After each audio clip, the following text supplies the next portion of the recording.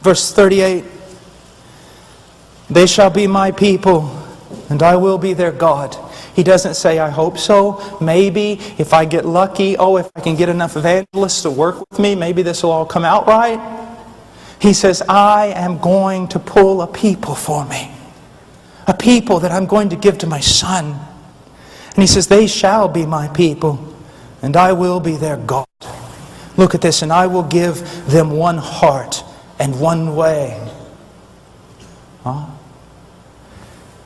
Now don't be angry with me. Any angrier than you already are, at least. But listen to me. The 70s and 80s and all the Jesus marches and everyone weeping and crying. The church is so divided. The church is not one. My dear friend, let me tell you something. If the church is not one, there is a prayer out there that God the Father did not answer for His Son. And this new covenant promise has failed. So I want to redirect you a little bit. I want to submit to you, the church is one. She's always been one. Have you ever sat down on an airplane or maybe met someone in a marketplace you didn't even know? And you being maybe Baptist or Mennonite or this or that, but truly evangelical, truly Christian, you talk to them for no more than a few minutes and you discover, bam! It's a believer. It's a live one. And at that moment, you'd give your life for them. You'd give your life for them. I remember one time we were in Departamento Amazonas in Peru, and it was during the time of the Sendero Luminoso and the civil war that was going on there. We rode 22 hours up in the back of a grain truck under a black tarp, and at about midnight, we pulled the tarp off, the truck stopped, and we jumped off into the jungle. We stayed the night just at the edge of the jungle and made our ways up to a place called Ingenio in Tambolik.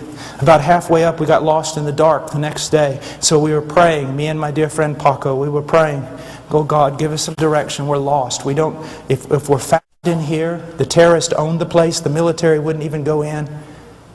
And we cried out, "Oh God, give us some direction. Help us." We heard a bell. Then we heard somebody talking.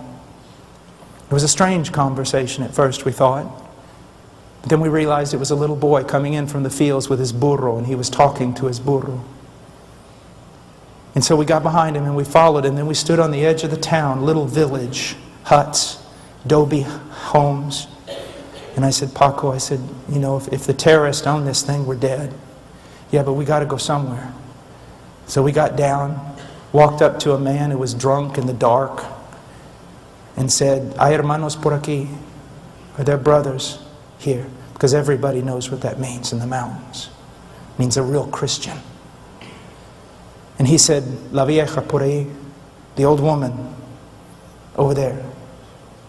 And so I went over there. It was an old Nazarene woman. And I knocked on the door. I said, "I am an evangelical pastor. Please help me." And that old woman reached out with that lantern. She grabbed me. She pulled me inside. She grabbed Paco, took us down. Her house was cut out of a kind of a cliff in the mud, and took us down in the basement where there was some hay and chickens and things. And she sat us there and she lit a lamp. And then a little boy came in and she called to him and said, "Go get the other brothers." And they started bringing chickens and yucca and everything else, risking their life. Why? Because we are one. Stop saying all these silly things that you're saying, that the body of Christ is divided and it's a mess and it's full of sin. I would not talk about the bride of Christ that way if I was you.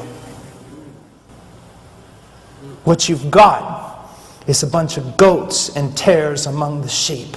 And because very little biblical, compassionate church discipline is practiced, they live among the sheep, they feed on the sheep, and they destroy the sheep. And those of you who are leaders in the church are going to pay a high penalty when you stand before the one who loves them.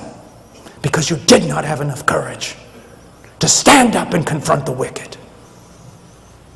As a matter of fact, listen to me. The average scenario in North America with regard to churches, by and large, the churches are democracies, and I don't want to get into the ifs or pros or cons of that. But here's what happens. Because the preaching of the gospel is so low, the church is basically, the majority of it are carnal, lost people. And because it is a democracy, they by and large govern the direction of the church. And because the pastor doesn't want to lose the great number of people, and because he has wrong ideas regarding evangelism and true conversion, he caters to the wicked in his church. And his little group of true sheep that belong to Jesus Christ are sitting there in the midst of all the theater, in the midst of all the worldliness, in the midst of all the multimedia going, we just want to worship Jesus and we just want someone to teach us the Bible. And pastors are going to pay for that.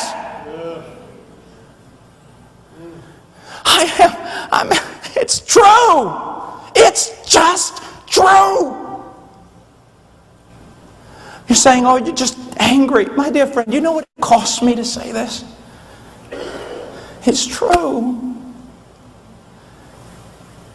Trying to keep together a bunch of wicked people while a little flock in the midst of them are starving to death and are made to go in directions they don't want to go with the carnal majority.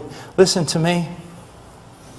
If my wife was at Walmart late one night and you walked by as a man and you saw that 2 men were abusing her, 3, 4, 5, 10 men were abusing her and hurting her, and you put your head down in the name of self-preservation and you walked by, I want to tell you something, my friend. I will not only look for those 10 men, I will look for you. It is the bride of Christ and she is precious to Him. It's going to cost you to serve Jesus. It could cost you your church, your reputation, and your denomination, absolutely everything. But the bride of Jesus Christ is worth it.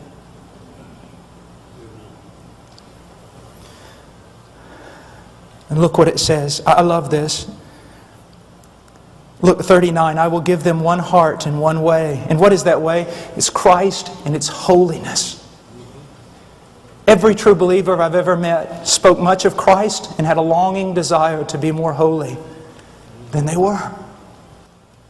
More conformed to Christ. And look, I will give them one heart and one way, that they may fear me always, for their own good and for the good of their children after them. Oh, what a text that is. But let's just go on really quickly. I will make an everlasting covenant with them, that I will not turn away from them to do them good. Now, we just read this and so many people who are wicked, who are lost, they just go to church on Sunday, they hear this verse, yes, God has made an everlasting covenant with me. He will never turn away from me, never, never. I'm secure because of God's grace. But they fail to read the second part. And look what it says, I will make an everlasting covenant with them, that I will not turn away from them to do them good. And I will put the fear of me in their hearts so that they will not turn away from me. The evidence that God's made an everlasting covenant with you, sir, is that He's put the fear of God in you so that you will not turn away from Him. And if you turn away from Him and He does not discipline you, and you continue turning away from Him, it is evidence that He has not put His fear in you. You have not been regenerated, and you have no covenant with God at all. Oh, it's true. He says, pay close attention to yourself and to your teaching. Preserve in these things, for as you do this, you will ensure salvation, both for yourself, for those who hear you. Now, let's just finish with this. This verse means almost nothing in the evangelical community today. How many pastors do you think and preachers take it seriously? I need to pay close attention to myself to ensure salvation for me and for those who hear me. I have a question, Pastor. When was the last time you examined your own life to see if you were in the faith? To see if you really know Him. You see, my dear friend, I have great assurance when I study my own conversion, when I discuss it with other men, when I look over the 25 years of my pilgrimage with Christ, I have great assurance of having come to know Him. But even now, if I were to depart from the faith and walk away and keep going in that direction, into heresy, into worldliness, it could be the greatest of proofs that I never knew Him, that the whole thing was a work of the flesh. I know what I'm saying is outstanding to you. You think, oh my, I've never heard such a thing. This is the old... Read Pilgrim's Progress. Pay close attention to yourself and to your teaching. Preserve in these things. For as you do this, you will ensure salvation both for yourself and for those who hear you. May God bless His church.